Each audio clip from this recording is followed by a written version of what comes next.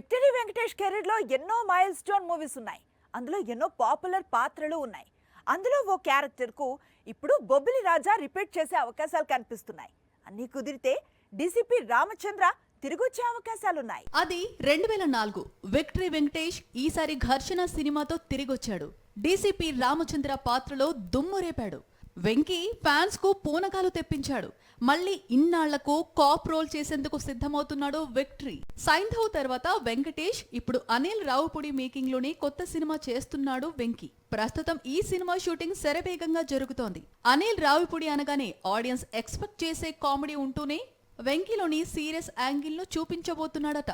ఈ మూవీని వచ్చే సంక్రాంతి పండగకి రిలీజ్ చేయబోతున్నాడట. అందుకే సినిమాకు క్యాచీగా సంక్రాంతికి వస్తున్నామనే టైటిల్ ఫిక్స్ చేశారట. అనిల్ రావిపూడి మూవీలో వెంకీ మాజీ పోలీస్ అధికారిగా కనిపించబోతున్నాడట. ట్రయాంగిల్ క్రైమ్ ఎంటర్టైనర్ గా ఈ మూవీ ప్రేక్షకుల ముందుకు రానుందట. ఇద్దరు హీరోయిన్స్ నటించే ఈ చిత్రంలో ఒక పాత్రలో మీనాక్షి చౌదరి నటిస్తోంది. మరో పాత్రను ఐశ్వర్య రాజేష్ చేస్తోంది. దసరా పండక్కి మూవీ టైటిల్ ను అఫీషియల్ గా చేయనున్నారు.